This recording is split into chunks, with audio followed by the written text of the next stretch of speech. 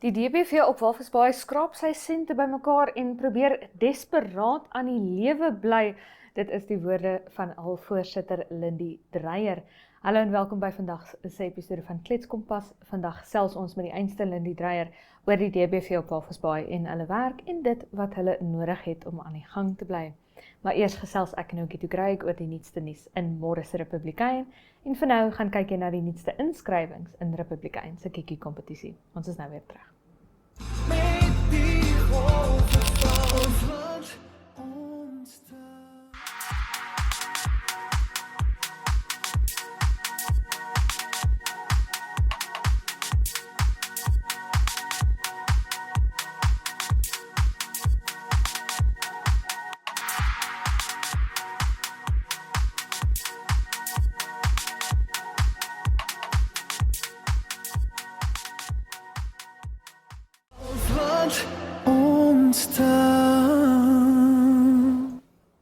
Gitu Greig saam met my in die Kletskompas ateljee. Gitu, hoe gaan dit? Goed, dankie Irene, hoe gaan dit? Ek dink dalk 'n paar grade warmer vandag as Ja, gister.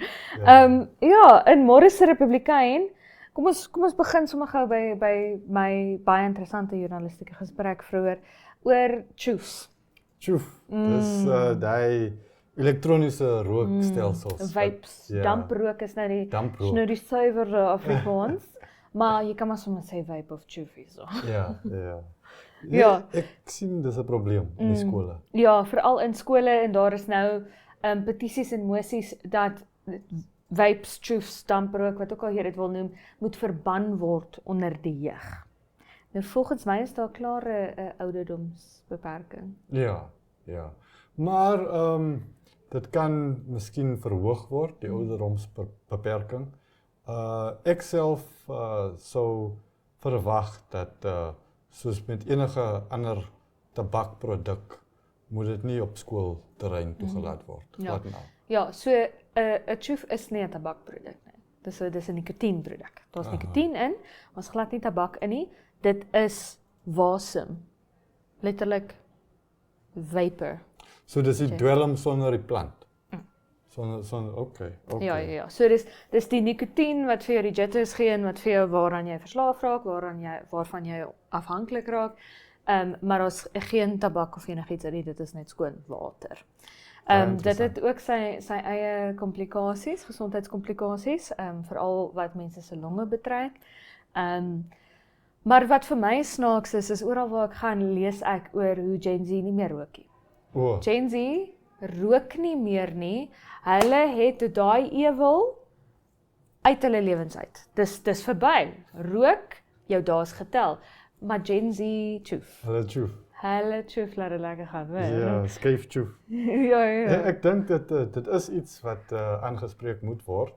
Ek voel dat op hoërskool, op laerskool, op hoërskool is 'n mens nog nie heeltemal volwasse om die langtermyn nagevolge van jou aksies mooi te kan verstaan nie. Ja. So ek dink dit is ek sou nie sê dit moet onwettig wees vir 'n volwassene nie, maar ten minste vir die kinders, ons moet ons bes doen om hulle te beskerm sodat hulle daar kan kom by mondigheid en vir hulle self kan besluit sonder om die nagevolge van vroeëre besluite moet saam te dra. Ja, maar dis nou my volgende vraag is, sigarette kan jy in 'n mate aan iemand reik as jy nie gereeld rook nie, as jy gereeld rook of jy's gereeld in kontak met mense wat rook, reik jy dit in die algemeen nie. Maar sigarette kan jy reik, ander goed kan jy nou maar gewoonlik reik as iemand gerook het. Maar choef is nie dieselfde nie.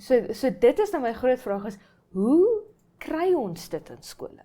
Want daar's gewoonlik 'n soetreuk, wat eintlik maar enigiets kan wees, jy weet. Hoe kry ons dit by leerlinge? Hoe vind ons dit? Jy weet, ek dink nie as die polisie nou aankom met hulle honde. Ek dink daar is altyd 'n beperking in ag van enige reël afdwing. Nogtans voel ek dit is die moeite werd om te verseker dat die gebruik van so iets nie blaatant gedoen word. Op en bloot. Ja, dit mag nie oop en bloot gedoen word nie, want jy kan die jonger gare, daar is mos nou natuurlik vanselfsprekend ook jonger kinders by die skool en hulle volg die voorbeeld wat hulle sien wat die ouer skoolkinders doen. En ek dink daai verantwoordelikheid is 'n belangrike verantwoordelikheid wat ons moet bekend maak vir die ouer skoolkinders en ons moet die jonger gare ook beskerm so bes wat ons kan. Ek dink is nog steeds die moeite werd, alhoewel dit is nie eenvoudig om dit heeltemal te kan wegdoen nie. Uitwas nie. Ja. En dan inwoners op Vlotskasbaken wat kla oor netwerkkonnektiwiteit. Ek was nogal bietjie ek het geglimlag toe ek hy storie gelees het omdat 'n mens ek was nou al 'n paar keer op Vlotskasbaken en dit is 'n verlate plek. Hy gee sommer daai indruk af. Ja. Hier kom jy as jy met niemand wil praat nie. En nou klaar die mense dat hulle nie met iemand kan praat nie. Alhoewel daar is geldige redes hoekom dit belangrik moet wees om te kan bel as dit nodig is. Byvoorbeeld vir 'n noodgeval, as jy dalk polisiehulp nodig het, waar 'n ongeluk is. Ek dink MTC het die toring opgesit en hulle het 'n verantwoordelikheid om dit in stand te hou.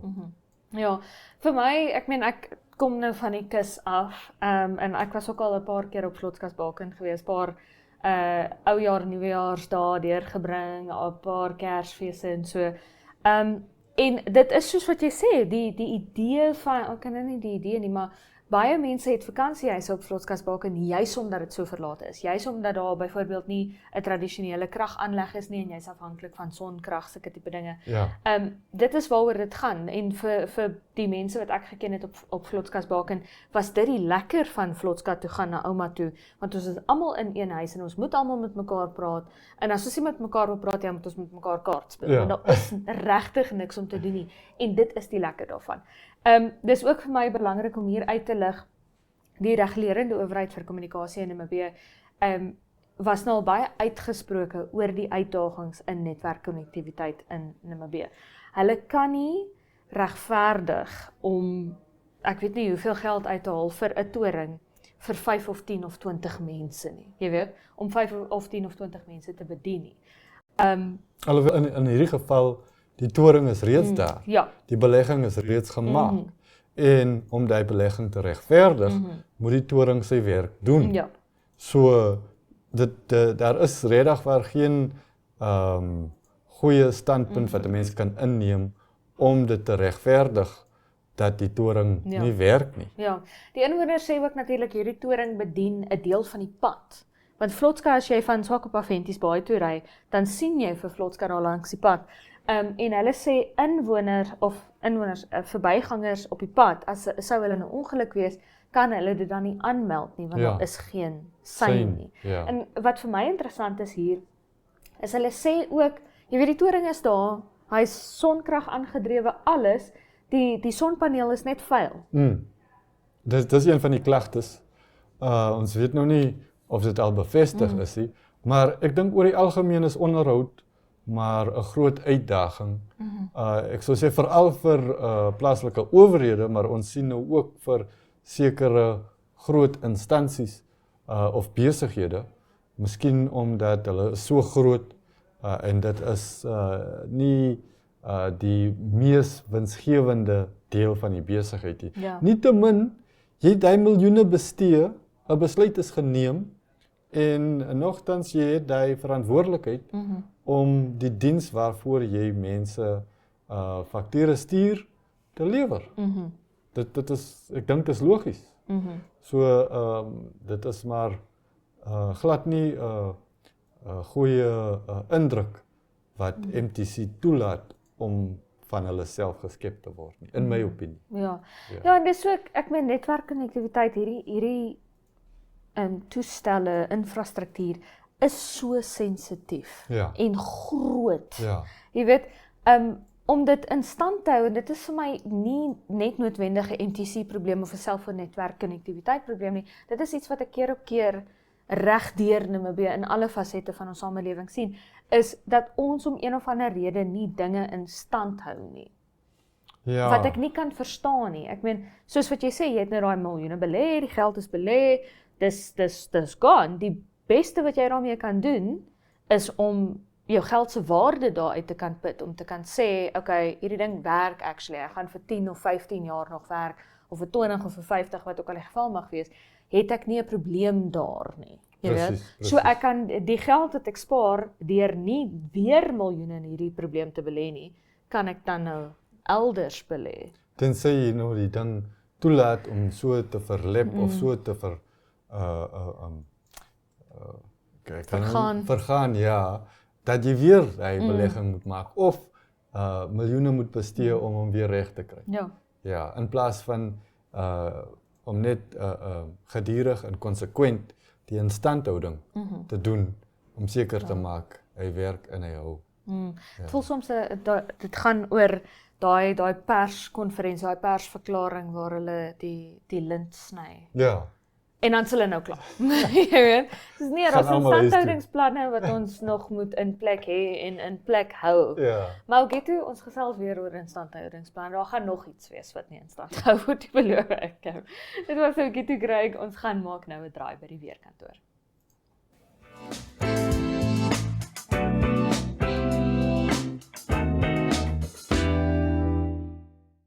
In Kaapvol Hoop elke week 8:30, 8:30 op donderdaande vertel ons wat gebeur in die Kaap. Ons vertel die Kaapse stories. Ons sien die pragtige Kaapstad hier agter my, Tafelberg, die waterfront deel waar ek nou is. Ons gesels oor lekker kosse wat ons kan eet. Ons gesels oor wat mens kan drink, 'n lekker wyn of twee. Ons gesels met die mense. Ons hoor die Kaapse stories. Dis alles donderdaande 8:30. Dit is op Kaapvol Hoop.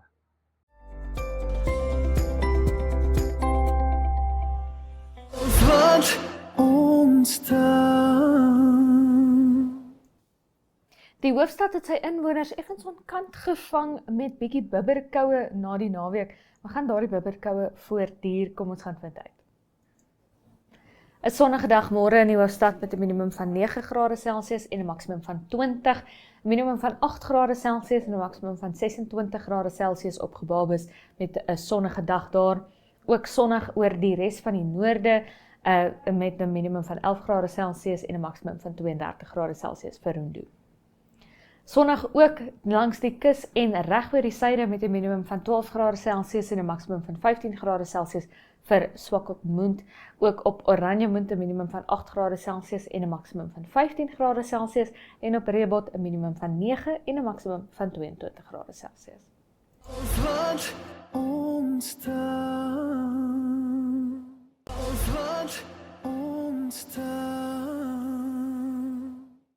Ons span langs die kus het onlangs gaan kuier by die Dierebeskermingsvereniging, oftewel die DBV, op Walvisbaai, om te gesels oor hulle doen en late en dit wat hulle nodig het om aan die lewe te bly.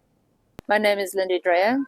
I'm the chairperson for the SPCA in Walvis Bay, one of 7 branches of the SPCA in Namibia, and the second largest in the country, the largest being in Windhoek. Currently, we're housing, what was the number, 136 animals in our shelter. That's between cats and dogs and also the animals that are in our municipal pound at the moment. We take care of the strays that are picked up by animal control. Being a non-profit organization, we survive 100% on donations and the kindness of the community, corporate sponsors, fundraising events. We don't have any kind of fixed income whatsoever, so it is a constant battle to source funds to keep the shelter going. What else can I tell you? Animals, most of our animals, dogs specifically, are of a mixed breed. We very rarely have pedigree animals unless they have been surrendered to us. Cats, stray cats, feral cats are always coming and going. We have a big problem with feral cats in this town, being in the harbour. that Have a Heart, another non-profit organization, has a wonderful trap, neuter, and release program that facilitates the unnecessary breeding of more strays. So SPCA's primary focus is preventing cruelty to animals, which includes abandonment, abuse of any kind, but then also we have the shelter where we take in the unwanted or the lost. And we are experiencing quite an increase in the surrenders and strays.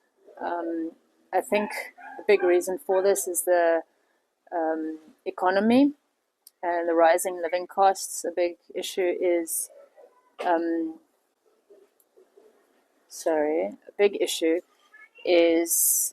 the increased living cost, housing, finding pet-friendly accommodations, and people turn to us when they have exhausted every other possible option, where they are not able to take their animals with them to where they're moving, or they just can't afford to keep their animals anymore. So what I would say to this is, before adopting or getting a dog or a cat or anything, you've got to realize that there's expenses that come along with that, and it shouldn't be taken lightly.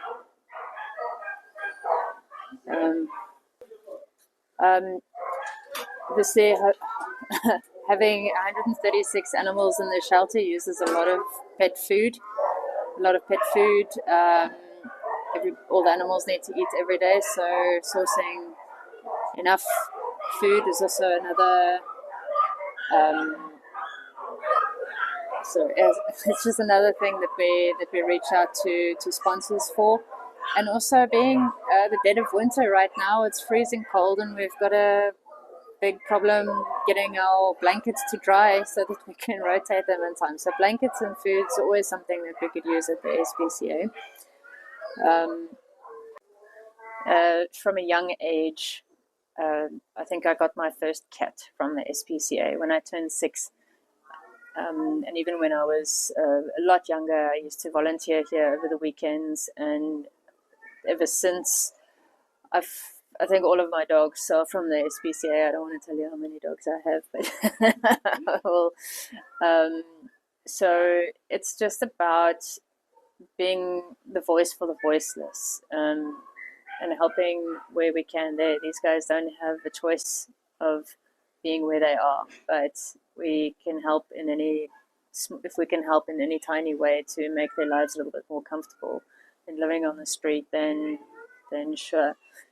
Being on the committee is a voluntary position. I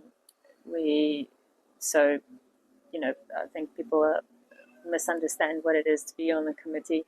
I'm not the one who's running after stray dogs in the street.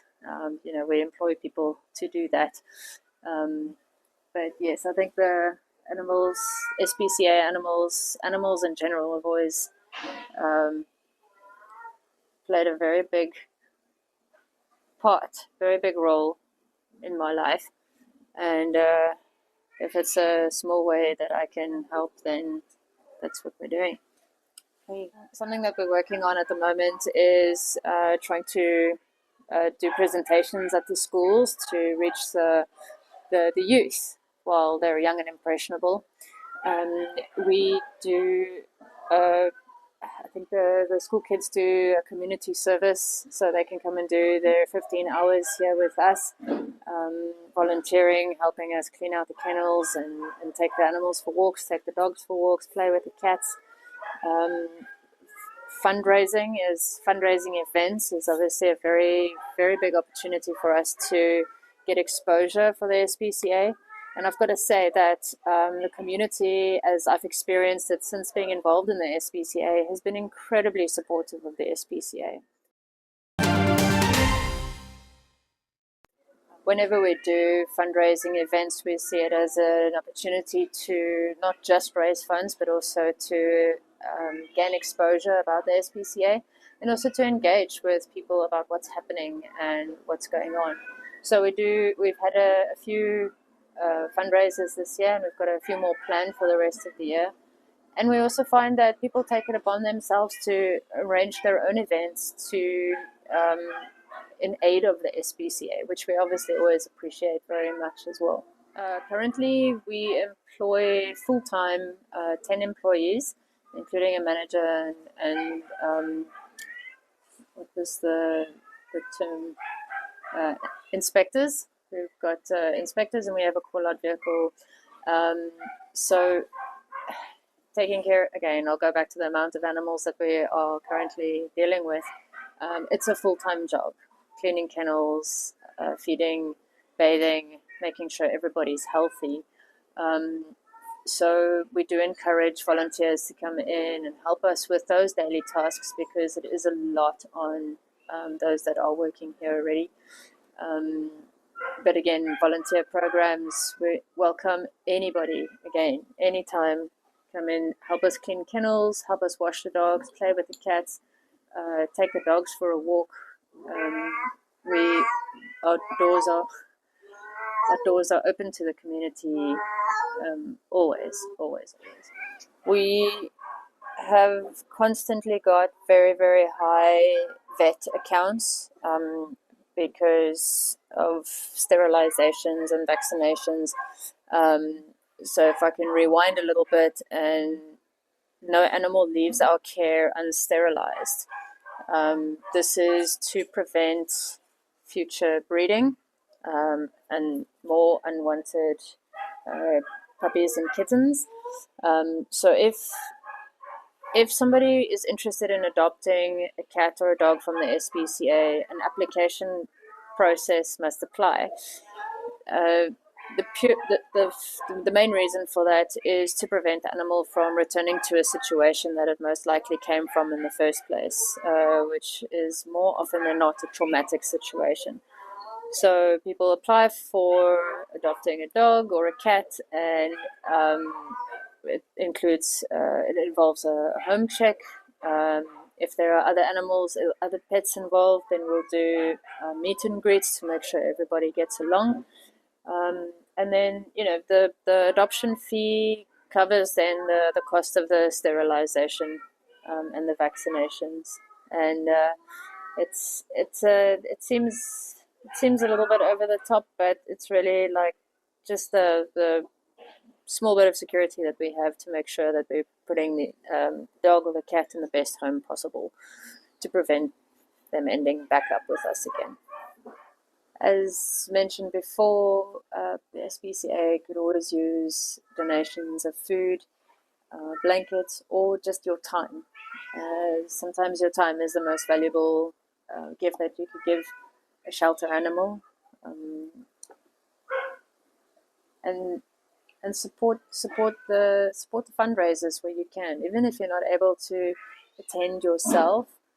Maybe just liking or sharing the posts to help us get exposure for those sorts of events really goes a long way to just keep our name out there. Yeah, I do just need to mention something about our team. They are incredibly dedicated, incredibly hardworking, and I think it's really not an easy job, because they've seen the worst of the worst cases, but they've also seen the best of the best turnouts.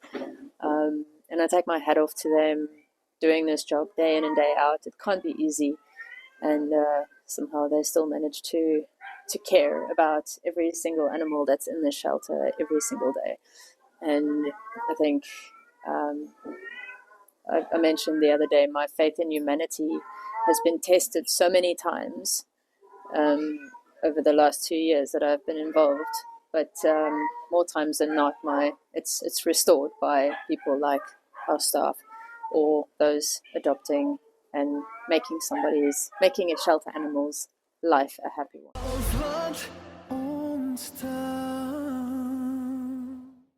Daarmee die einde van vandag se episode van Klets Kompas. Baie dankie dat jy by ons aangesluit het. Onthou, jy kan Klets Kompas elke maandag tot donderdag aand om 8uur sien op Netwerk Televisie. Dis DStv kanaal 285 en GoTV kanaal 25. So ook oneup2.com sou jy dit aanlyn verkies. So tot môre van my, Irene Marie van der Walt en die hele Kletskompas span. Is dit mooi bly.